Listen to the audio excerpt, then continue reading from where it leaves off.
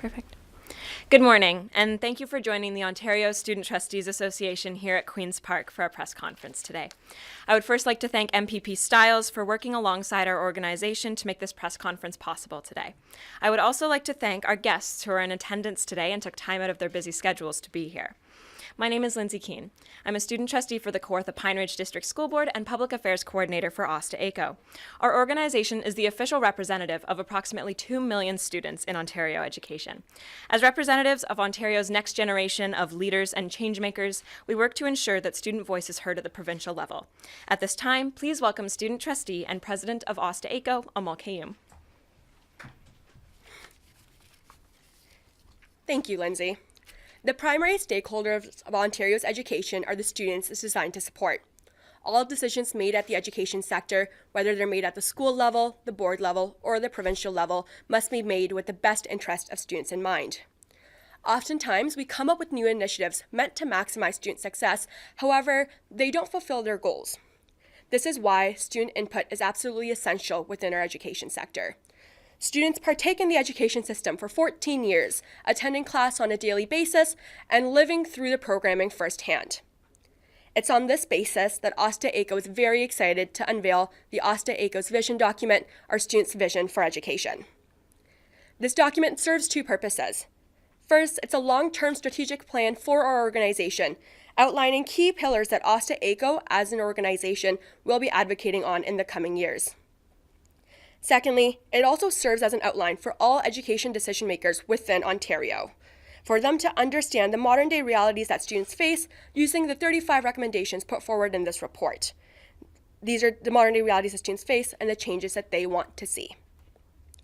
To ensure that our vision document was an accurate and widespread representation of student voice from across Ontario, we surveyed over 20,000 students in our province. We have taken this data to create a full-fledged vision document that you see today, outlining the concerns of students in this province.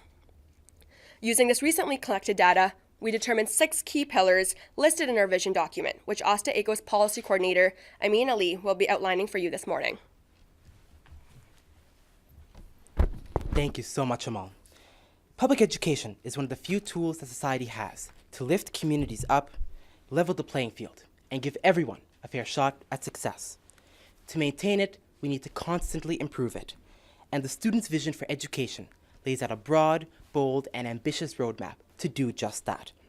From a Royal Commission on Education Finance Reform to fix the funding formula, to doing a student census in every board across Ontario, OSTA-AECO's vision document provides recommendations for the next 4 years and beyond. In developing the student's vision for education over the course of the past year, we've operated around the following 6 key pillars: enhancing equity, funding formula reform, system modernization for 21st century learning, strengthening rural and northern schools, supporting student well-being, and school board governance. I want to take a moment and briefly highlight the importance of these pillars and outline a recommendation from each section. Equity in education is an absolute imperative. Every single student, regardless of their color or creed, ethnicity, or economic standing, should be able to succeed. But for many, one of the largest institutional barriers they face is the current system of academic streaming, which has produced astonishing and deeply sobering achievement gaps. For instance, in the 2018 Ontario Secondary Schools Literacy Test, 90% of students in academic English passed, compared to just 39% of students in applied. A 2016 analysis of the TDSB by the Ontario Alliance of Black School Educators found that 41% of Black students are in some level of applied classes, compared to 12% of their white peers. Under the current system of streaming, far too many students are being left behind. Far too much potential is being lost. That's why, in our section on enhancing equity, OSTA-AECO is recommending that the province undertake a full review of streaming. This should consider the instruction of the different levels of streaming, the process for course selection, and the accessibility of transfer courses. Next, we have funding formula reform. And the reality is that funding is at the core of everything that's done in our education system, from policy to programming.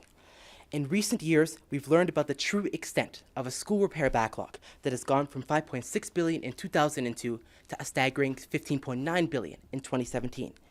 In a testimonial provided to OSTA-AECO, a student recalls how in their educational journey, the 3 elementary and high schools, One constant in all the schools they've been at was a state of deep disrepair. To end the capital repair backlog, we don't need temporary Band-Aid solutions. We need to focus at the root of the problem, because no student should be shivering or overheating in class.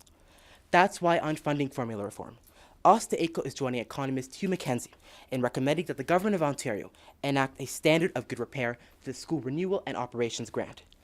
It should be localized to account for unique costs, provincial via standards for aspects like temperatures conducive for learning, and most of all, it must provide funding detached from utilization rates. Whether a school is 65, 85, or 105% utilized, it deteriorates all the same.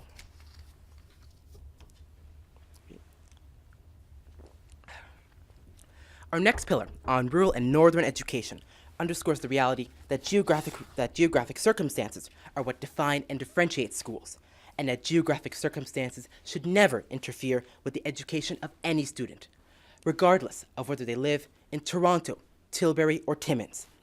However, for many students, geography does interfere. This is no truer of a fact than with student transportation. For a grade 12 student from the Rainbow District School Board, they, quote, live in a small community about an hour away from school, making it extremely difficult to participate in many activities. This student, like so many others, is losing out on transformative extracurriculars that complete the educational experience due to excruciating commute times. That's why, to strengthen rural and northern schools, we're recommending that the province, in a fashion that respects local school board autonomy, work to establish a student transportation standard. The standard should outline guidelines for bus-to-home communication, inform bus route decision-making, and maximum commute times. Next, on system modernization.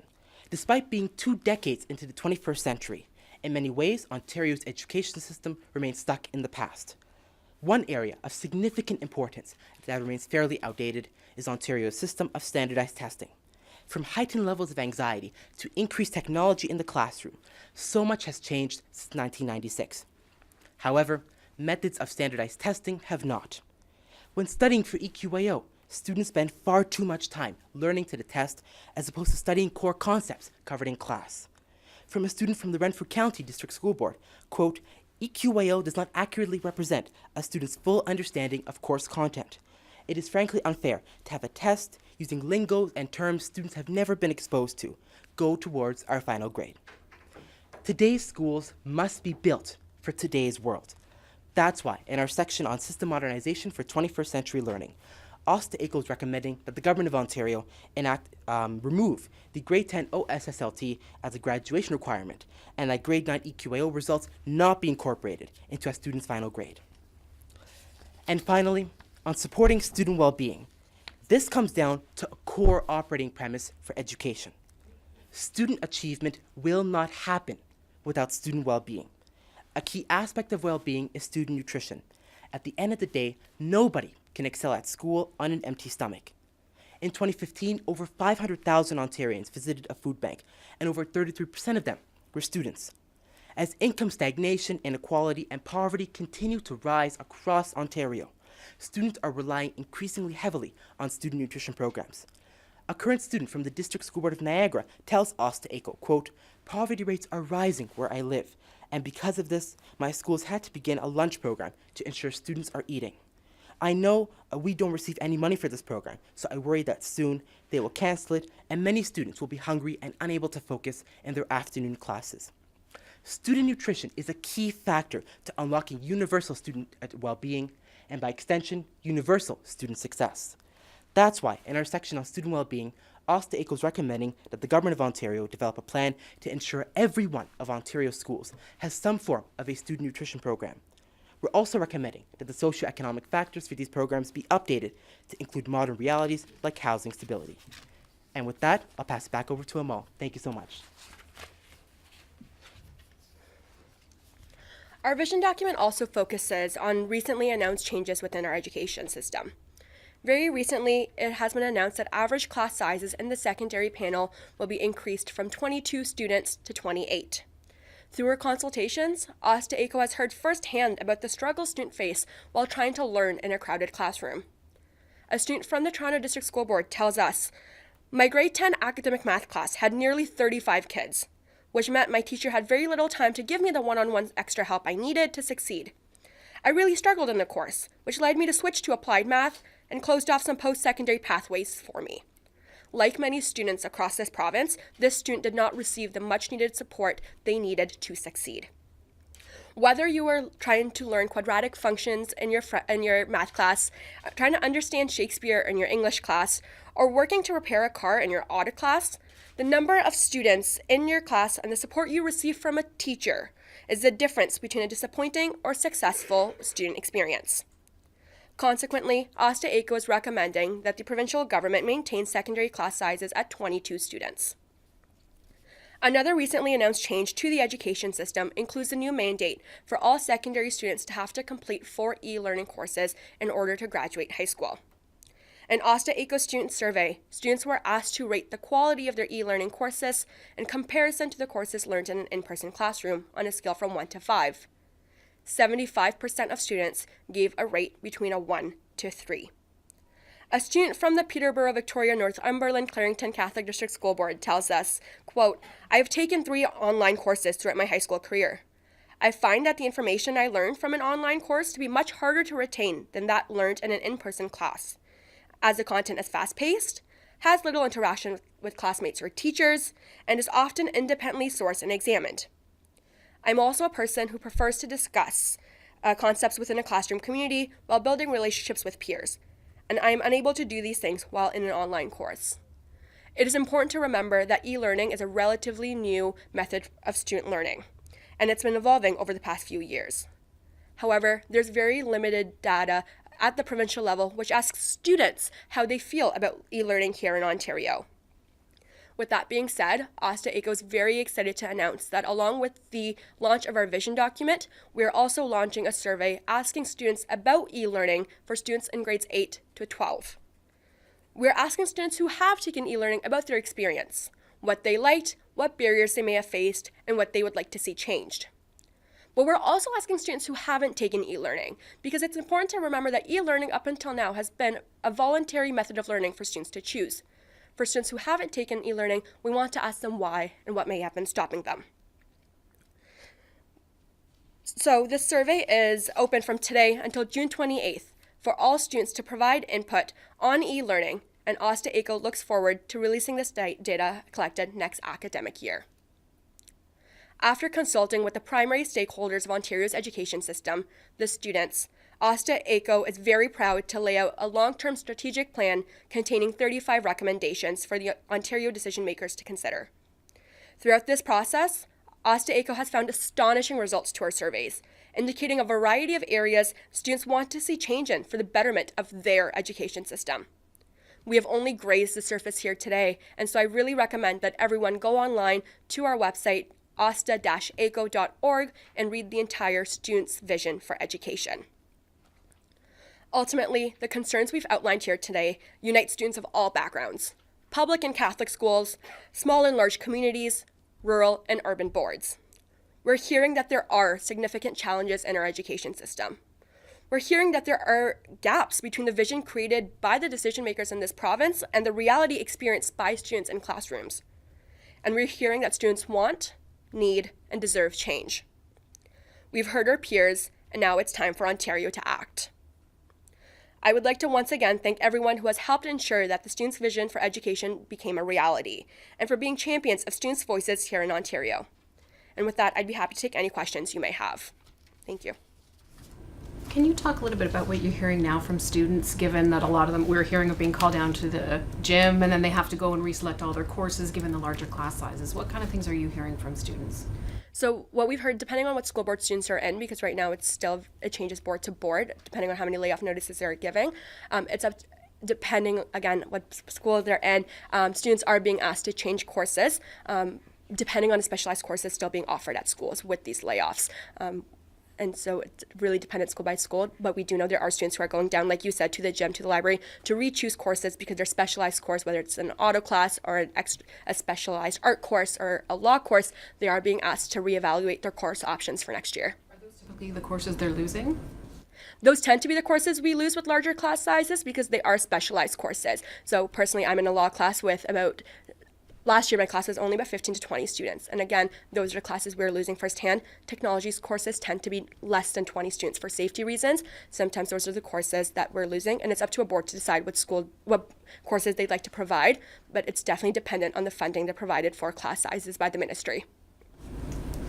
Can you just speak to, just related to that, what are you hearing from students just in terms of how they're dealing with these changes? What are they kind of feeling through this process? Is there kind of heightened anxiety or other experiencing through these announcements? For sure. So there definitely is some heightened anxiety across the province within students, and because a lot of them are unsure as to what these announcements really mean. So if we take the e-learning course mandate for an example, where it has been said that not all students will be expected to take e-learning. Some students will be exempted, but we're not sure which students will be exempted, who will be allowed to be exempted. We're unsure about if a student fails an e-learning course, are they expected to take it again? So right now, students are, especially students who are staying within the education system, they're very anxious to know all the details that come out over the next few months, hopefully. We've heard from the government repeatedly throughout the past few months that the changes they're implementing, they've said that they're listening to parents, they're listening to school boards, they're listening to students. Do you agree with that and kind of the comments that are coming from the government on that? So the government, like you know, they launched their provincial consultation back in December. OSTA-AECO did put forward a submission, and so did quite a few students. We had some students come forward and put in their own submissions, take part in those town halls, things of that nature. We have heard from the ministry that there was a lot more parent responses than there were student responses, and you can see that in the online results that they posted. There are substantially more parents who took part in that consultation process than students did. We did try our best to make sure our students were putting their voice forward. However, what we're doing with things like this e-learning survey is trying to make sure we're getting really deep into these recently announced changes to understand how students are feeling. So we're definitely working on that from our end as well. Can you talk a little bit about students in northern boards, and in particular with the provincial government changes, how they're going to be impacted? And if you could also talk a little bit about the maximum commute times for buses, why you are recommending that. For sure. So for the first part of how rural students are being impacted, so we know rural schools tend to be the smaller schools sometimes. They are the ones who won't necessarily have those specialized courses like a world issues class. They might not have an economics class in grade 12. And so when class sizes get even smaller, of course, some of their classes will become smaller and may even no longer be offered at that level. We already hear from rural students that there tend to be quite a few more opportunities in urban centers like Toronto than there are for students in Renfrew and Bluewater and boards in that light. In terms of the maximum commute times, we heard a testimonial from a student who lives 1 hour away from her school, and she commutes to school on a daily basis. And of course, anyone who's commuting to school for an hour back and forth, it's very difficult to stay until 5 o'clock for that volleyball practice you really wanted to go to. And therefore, you don't join the volleyball team because you can't make practices. You're now losing out on that student experience. Whereas students who tend to be in more urban areas, whether it's Toronto, Niagara Falls, within the Halton area, you're living at the most 15 minutes away from your school, and it's very easy for you to get home. So the maximum commute times, what we're recommending the government do is make sure that students aren't traveling excruciating periods of time. We have students who say, I sometimes travel an hour and a half to school. And that, of course, if their classes start at 8:30, they're getting up at 4 or 5 a.m. to start their day and not getting home until much later because of that wait time. And so we're really recommending that the government look at that and make sure that when students are being transported to school, it doesn't affect their mental well-being and their physical well-being just because they live a little bit further. On that, can you speak to, like, if the government were to kind of look at maximum commute times, like what's the alternative, or what are some recommendations that you have to deal with that? So one thing what I was also recommended within that specific recommendation was to look at commute times, but then to also look at route decision making. So for some students, when they get on a school bus in one little town, a suburb, it goes across all the other towns before it gets to their school. And so school may only actually be an hour away for them, or say half an hour, but because of all the stops that are being made along the way, we're looking at significantly longer commute times. And so that ties back to that recommendation. Let's look at how we're choosing the routes that school buses take, how they're getting students to school, because again, no student should be traveling to school from taking an hour and a half to get to school on a daily basis. A lot of adults don't do that for work. We shouldn't expect students to do that on a daily basis for school either. And so it's all about looking at that route decision making. We know there's a lot that can be done for student transportation. There hasn't been enough funding for the past couple of years, and so with more funding coming forward, we need to start looking at not only providing more school buses, but to look at what are the routes that school buses are taking and how are we getting students to school. So looking at the logistics more than the funding as well. Go ahead. No, no. Okay. I was just wondering, there's been a lot of protests and backlash that the government has faced over the past few months since their announcement on some of the education changes. How hopeful are you that they'll reverse course on some of the things that you've mentioned, so such as e-learning or the class sizes? So students over the past couple of months, like we've seen in this province, really have gotten engaged and democracy and local and provincial politics, so that they have an understanding of what's happening. Of course, we're proud of students for taking that stance, taking that initiative to get well informed and to understand what's happening within their education system. What we're hoping with things, especially like this e-learning survey that we're launching, we're getting unbiased consultations and feedback from students who have taken e-learning, students who haven't taken e-learning. We're looking for two different things. We're looking forward to provide that data to the ministry and then have longer conversations about whether or not this e-learning mandate should be moving forward for students, because it really does directly impact how students learn and their how they achieve in school as well. So we're hoping to keep our relationships with the ministry that they've been standing so far, keep working with them. We're looking forward to, this isn't the end of what you'll see from us. We have a lot more coming forward with our surveys, with student consultations, and we look forward to working with the ministry and alongside them in the coming years to make sure all decisions made in the education system, again, whether at the school level, the board level, the provincial level, are made with the best interest of students in mind. Have you met with the education minister? We've had quite a few meetings with her teams, and we've had quite a few meetings within the Ministry of Education as well, yes. I would like to once again thank everyone, especially our guests, for coming here today, and MPP Styles for sponsoring our press conference here today. If you have any further questions about the document, please do not hesitate to reach out to us. Again, please go online to our website, OSTA-AECO.org, to view the entire Students' Vision for Education, and we look forward to continuing this conversation about the importance of students' voices within our education system well into the future. Thank you.